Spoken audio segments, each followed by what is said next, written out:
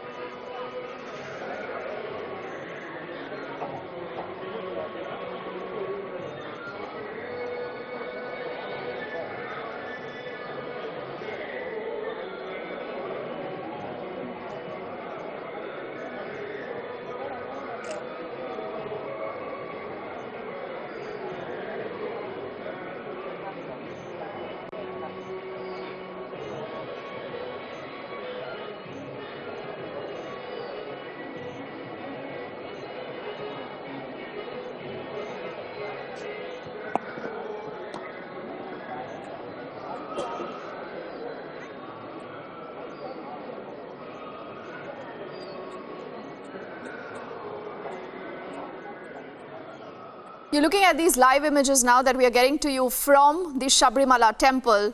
The doors have opened for all, but I think it's extremely unfortunate that no women devotee between the ages of 10 and 50, as the Supreme Court had said, has been able to make her way to the temple. We've seen a lot of violence and a lot of threats, intimidation there by those who did not want women to be a part of history. And as they say, making history at times, viewers, is very, very difficult. But for the moment, this is the moment where the doors of the temple have been opened. You're looking at devotees there standing patiently to be able to pay their respects to Lord Ayyappa. Our colleague Sanjeevi is joining us as we track that story for you, and stay with that live image now that is up on your screens. Sanjeevi, it could have been such a big day had women been allowed entry into the Sabarimala, but that unfortunately, Sanjeevi, has not happened.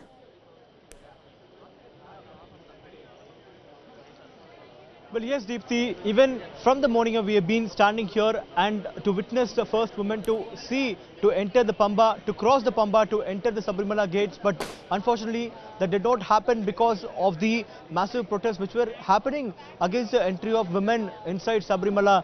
So, still we could see many of the people, devotees walking, trying to walk to Sabarimala from here, since it's also become late. The temple will be open till 11 o'clock today morning. So there were also few women who were in minus 50, less than 50, who want to enter Sabarimala. So one example is Malathi, who came all the way from Andhra Pradesh to enter Sabarimala temple, who was sent back even before entering Pamba. So this is just one case study which we could actually see.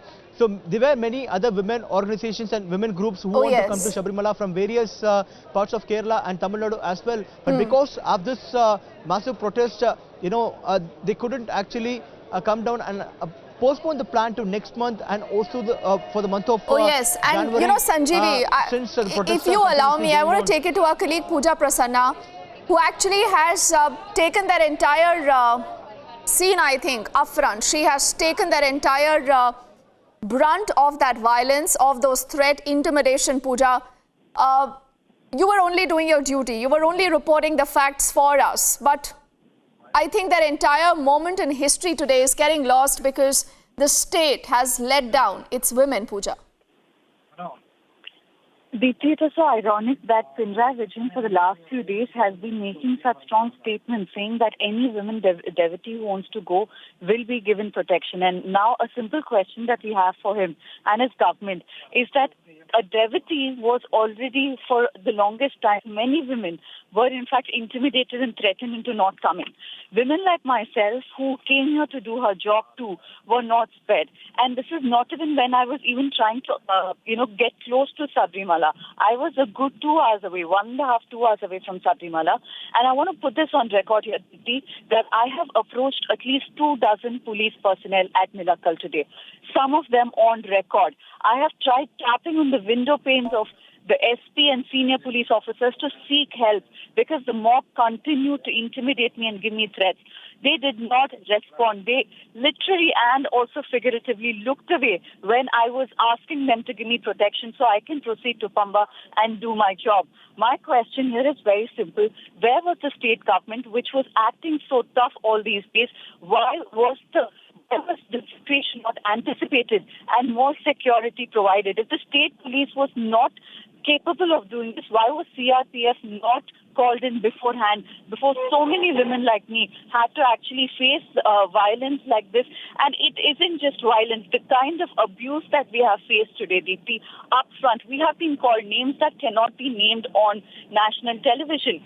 And I am being threatened everywhere in Nilakal, and the police personnel are telling us we are vastly outnumbered and there is absolutely nothing we can do. So we are requesting you to leave this situation for your own safety. This is the kind of protection that Pinarayi Vijayan and his government have been giving the women journalists and the women devotees. One last point I want to make. While he's coming on television, Deepti, and claiming that he will stand for women empowerment, he goes behind their backs and he cracks a deal with the Tandri family in a meeting where even Rahul Ishwar was present, and he promises them that he will not even allow women police personnel to get into the Sannidhanam. Far from allowing devotees, they are not even allowing police personnel, and the Chief Minister himself has agreed to this. So it is completely farcical that women are being given protection. This is just double speak on part of the Kerala government.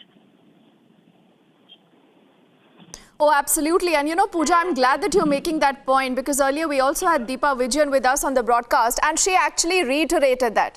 She said when the Chief Minister himself had said that no women cops will be allowed beyond a point, what were they doing there? And I think this is a state that has failed all of us, because these images, Pooja, today, as you know, we keep having this conversation, could have been very different. Not a single woman devotee is what I can see, at least in these images. And as I was talking to Sanjeevi, at times making history itself is very difficult. But when you have the Supreme Court, Pooja, making it very clear that women should be allowed entry, the state could have done so much more today. It was a complete failure, not just of law and order, but also of intelligence. Deepti, and the point I want to make is this. If you're saying that you will give protection, you are letting loose people on the road who are openly on television channels like ours, coming out and saying that we will rip apart women, and you do not take any action against that man. You think an apology is enough? You do not realize the kind of damage that is done. Because I want to point out, I saw anger and emotions run on all those faces. What has happened over the last 10 days is emotions have been fueled, have been allowed to flare up. All political parties are guilty of this. The Congress, the BJP have held marathon protests in Thiruvananthapuram and across Kerala, fueling emotions. And what it has culminated into is physical violence today. So on one hand, you have a government that does not want to do anything. They have deployed 40 to 50 police personnel where there is a mob of over 3,000 to 4,000 at least. And all of them are trying to control this mob with lathis. And the irony of it all, Deepti, is the lathis were snatched from their hands and used to attack me and my crew today. So there is, on one hand, a completely helpless, willingly helpless, incapable government. On the other, you have opposition that is just indulging in political opportunism. Both the BJP as well as the Congress is guilty of doing this because they have been flaring up emotions.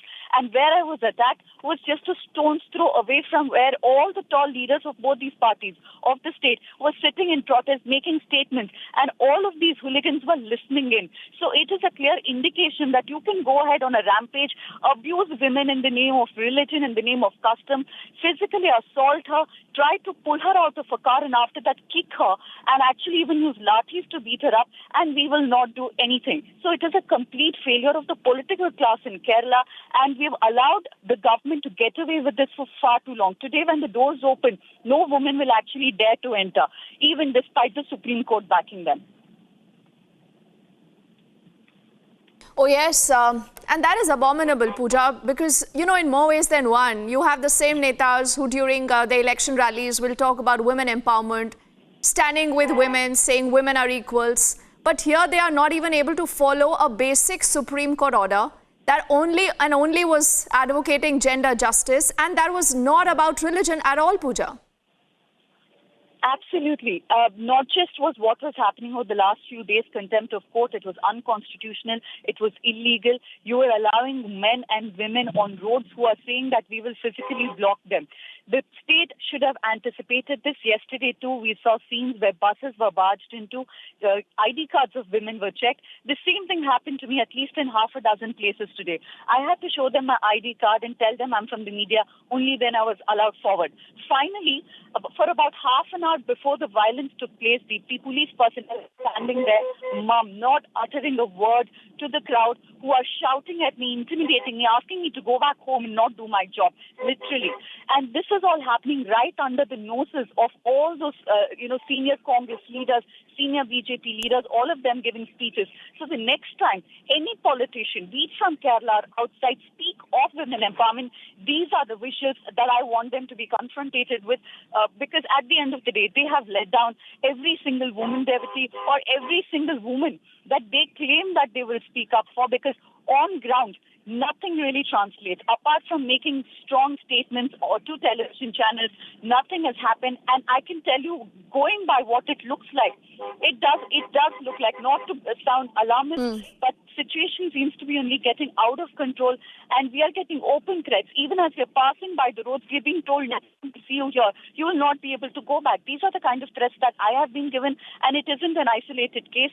I have seen at least 3 more journalists getting attacked. So this is only going to get worse, and looks like Pinarayi Vijayan is in no mood to act because he wants to protect his vote base. Very sad, Pooja, but we really hope and pray that you do keep yourself very safe, because that is most important, Pooja, because the state has been exposed, I think, multiple times. So viewers, the gate of the Sabarimala temple have opened, but unfortunately, women have been blocked. We are back on the other side with lots more.